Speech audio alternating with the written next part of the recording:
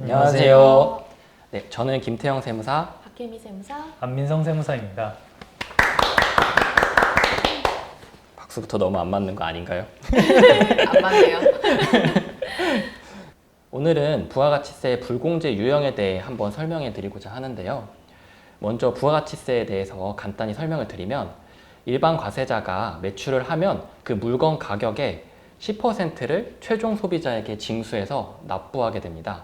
이때 매입한 내역이 있으면 매입세액을 공제해 주게 되는데요.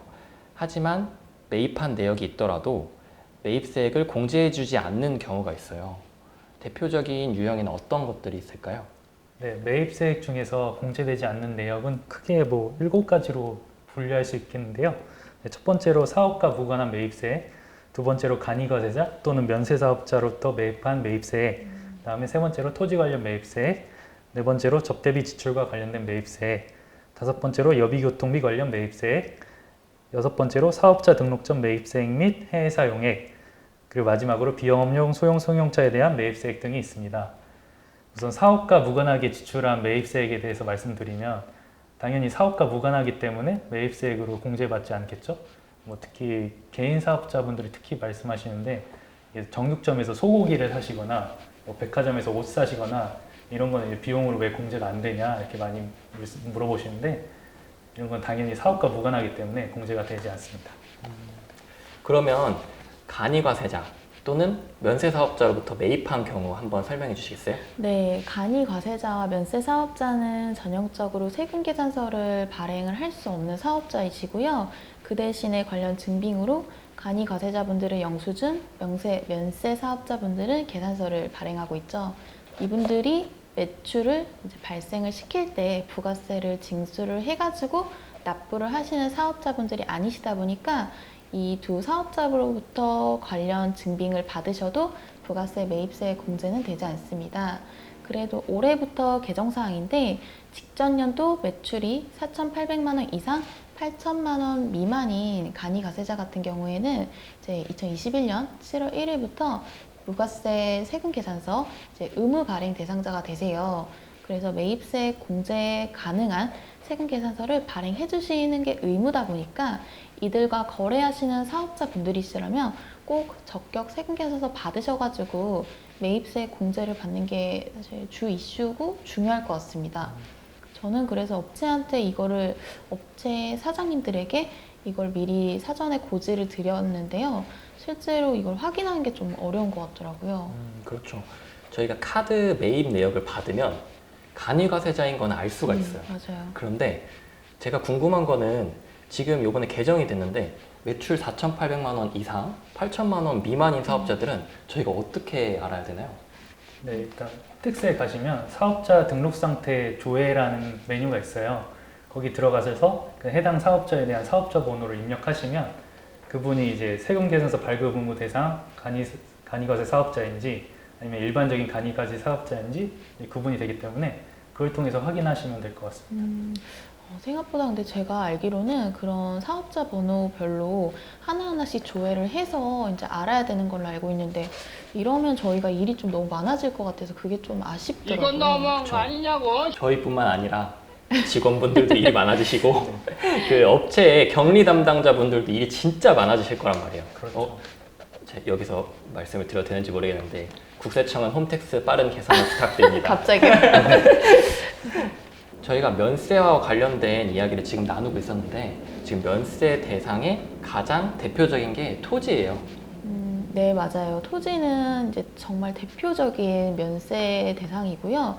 이 토지 관련해서 매출이 발생하더라도 이제 부가세 관련한 징수를 하지 않기 때문에 토지 관련 매입을 저희가 하더라도 부가세 공제는 받을 수 없습니다. 그럼 토지 관련 매입이 뭐가 있냐라고 얘기를 하면은 토지 살 때, 토지 구매할 때 그 자체의 매입 비용도 있고 이제 토지 관련해서 이제 한번 정비를 할 때 드는 측량 비용 같은 게 있잖아요. 그런 거랑 이제 누구나 다 내는 토지에 관해서 이제 거래할 때 이제 중개사님 수수료, 그다음에 법무사님 등기할 때 법무사님 수수료가 발생하는데 이런 것들 모두 사실 매입세 공제가 되지 않기 때문에 좀 참고하시면 좋을 것 같습니다.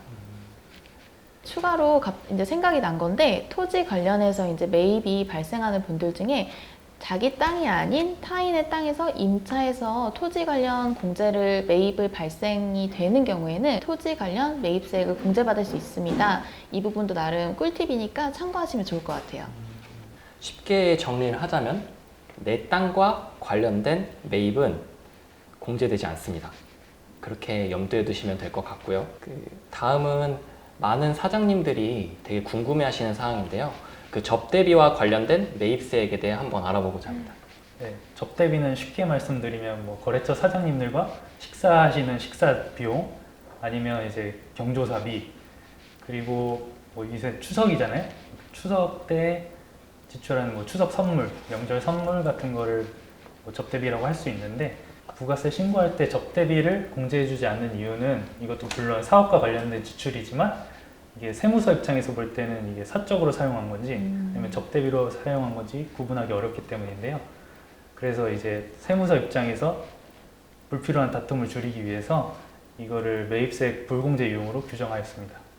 저도 이제 실무를 하다 보면 저희가 세금계산서 말고도 이제 카드 명세서를 되게 많이 받아보잖아요. 그러면 카드 명세서 받았을 때 음식점 이름이 굉장히 많이 나온단 말이에요.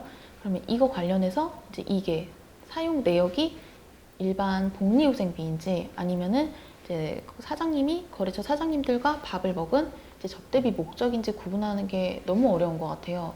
그래서 저는 일을 할 때 이제 음식점 이름이 나오면 그 음식점 웬만한 이름마다 이제 네이버에 검색을 해서 초록창. 네, 초록창에 검색을 해서 이제 이게 유흥업소다 이런 것만 좀 가려내려고 노력은 하는데 실제로는 정말 어렵습니다. 저도 최근에 카드 명세를 받았는데 그 사장님 카드 내역에 점심 식대로 20만 원이 긁힌 거예요. 그때 20만 원. 과하죠.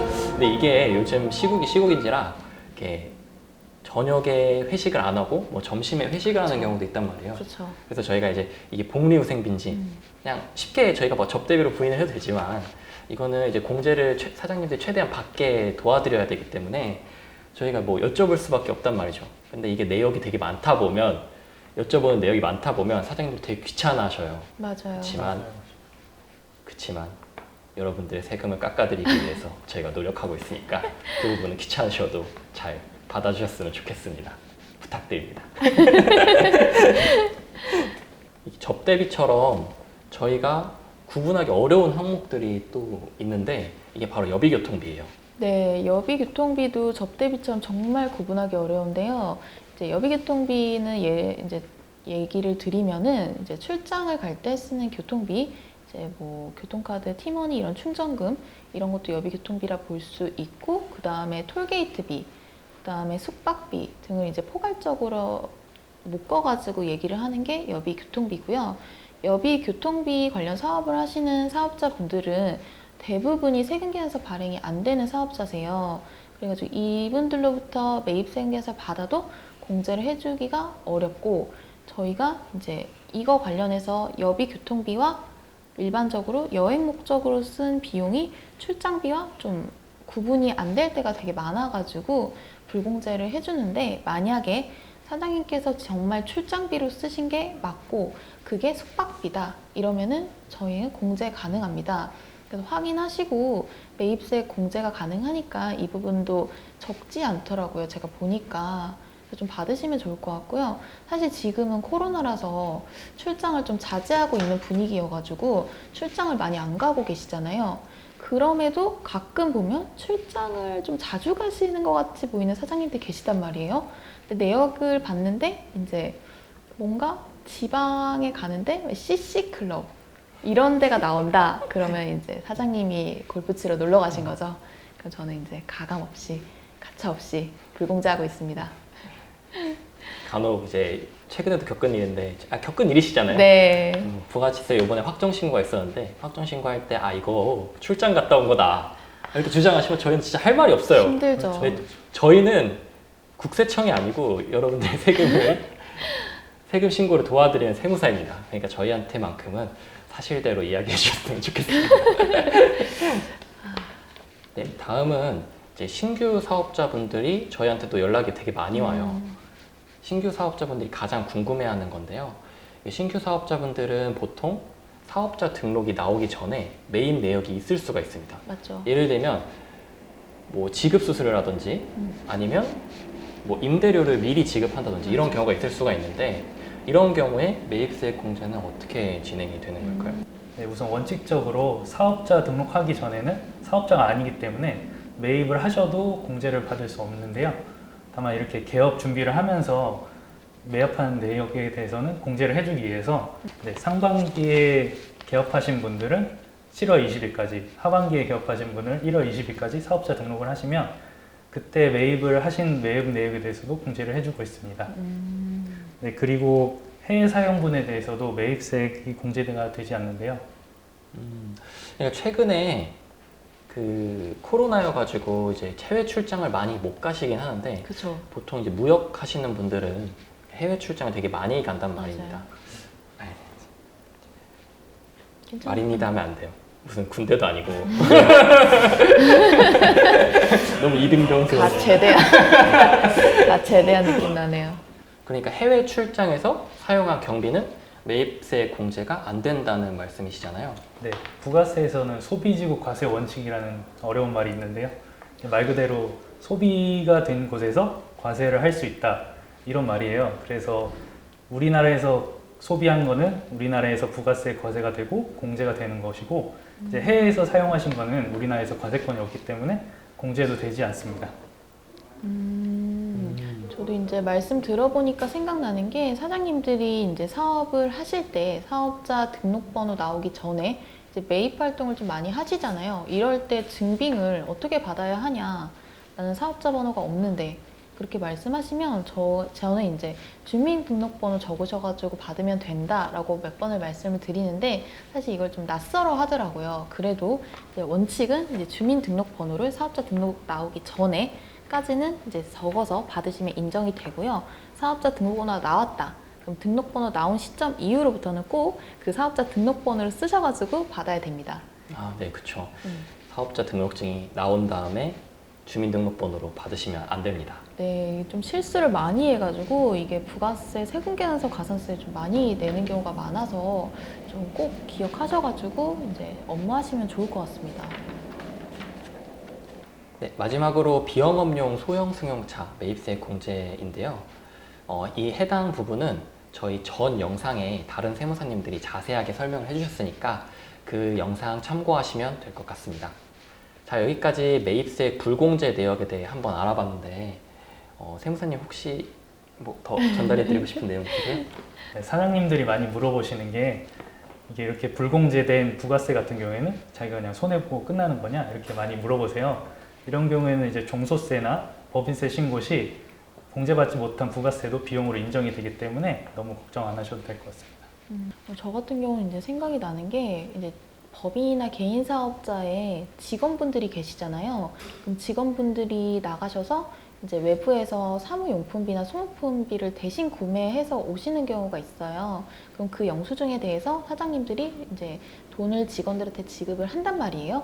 그럼 이 경우에 사장님들은 저한테 비용으로 쓸 수 있냐 되게 많이 물어보세요. 근데 결론을 말씀드리면 비용으로 인정이 됩니다. 다만 이제 증빙은 꼭 회사에서 보관하시고 이제 가지고 계셔야지만 저희가 나중에 세무서에서 물어봤을 때 소명이 가능하기 때문에 이 부분도 참고하셔야 될 것 같아요. 네, 두 분 많은 정보 전달해 주시느라 고생하셨습니다. 이상 천지세무법인의 김태영 세무사, 박혜미 세무사, 안민성 세무사였습니다. 감사합니다.